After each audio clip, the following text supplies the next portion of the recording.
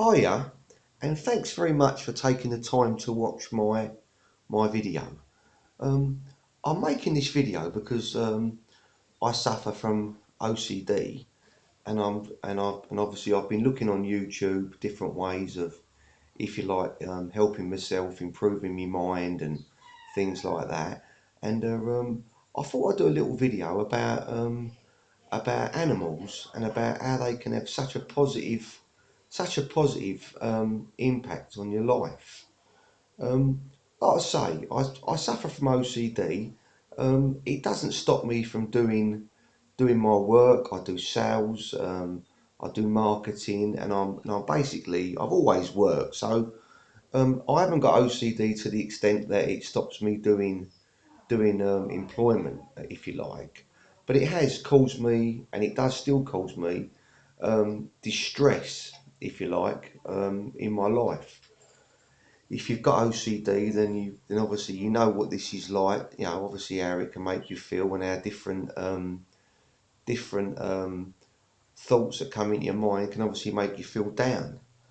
And this video really is, if you like, about trying to help you um, overcome your OCD, and things that I do that basically definitely help me with my OCD. Um, One of the biggest things that I think has helped me through the years is animals. Something as simple and as beautiful as a little animal. I mean, this little dog is actually not even my dog. We're actually looking after this dog for my son's. It's actually my son's daughter's dog, but we've had him for nearly 2 weeks now. His name's little Ted, and he brings us so much joy. You know, every piece of joy that you can add to your day is going to help you with your illness. So, you know, if you are one of these people, you know, a bit like me, obviously you keep on having these thoughts and you're worrying about this and you're worrying about that.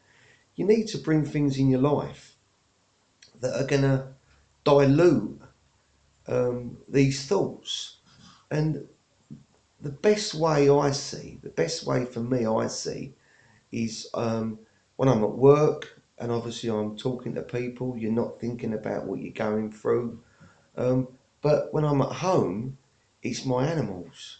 Yeah, I've got my own dog, Shih Tzus. My daughters, if you see my other videos, we've got bearded dragons, we've got little geckos, and every minute spent with one of those animals is a minute when you cannot be thinking about whatever it is you're obsessing about.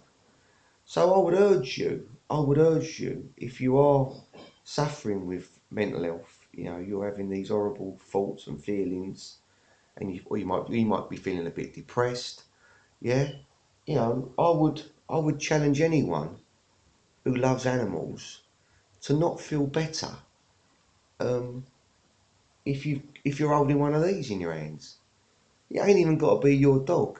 It might be that you basically you know, for whatever reason, your age, your circumstances, it might be that you can't have a dog in your flat. But I would urge you to get some sort of, if you are an animal lover, I would urge you to get some sort of little friend in your life. You know, it could be a little rabbit, it could be a guinea pig, it could be a little budgie, something that you can care for. Because my dad used to say to me, if you wanna, if you wanna feel better, make someone else feel good. You know, I mean, look at him. His name's Ted. He's such a lovely little dog. He's a cross between a Chihuahua and a Jack Russell. But he really is. He really is fun to have around. You know, he's just been out in my garden. It's just started raining as I'm filming this, but he's been out in the garden running around. You know, when you're watching him and you're looking for him and you're calling him, you can't be thinking about the other things, the other nonsense, if you like, that's going through your mind. So I really would, you know, it might be that you might have a friend that's got an animal, that's got some animals. You know, go to your local, go to your local, what's it? go to your local little sanctuary. There's little animal sanctuaries, obviously probably near where you live, like a little mini farm. You know, take the time to stop and say to yourself, I'm gonna go out today, and I'm gonna go out and I'm gonna discover something, because it's so easy to dwell on your problem. But my wife says to me sometimes when I'm having obsessive thoughts, she says to me, Cole, she says, you're always going to have them thoughts. I'm sorry if that scares you a little bit, but my life is, I've discovered that these faults are always going to be there. It all depends on how much attention you want to give to them, how much weight you want to give to that thought. Yeah, and these thoughts only seem to dig into you more when you're not putting other things in your mind. Yeah, so this video, I ain't saying rush out and buy a dog, because the last thing the world needs is obviously more dogs that end up in rescue centres and all that. But look to all this is about really. He's trying to get you to look at yourself and think what makes you happy. Now, what is it in your life that you used to do when you were young, perhaps, that used to make you feel good?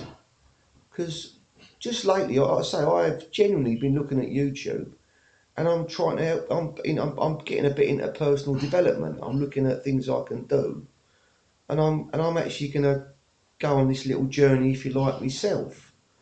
And I know for a fact, with no element of doubt, when I'm sitting here now, like now, and holding on to him, right, and I know he obviously cares about me.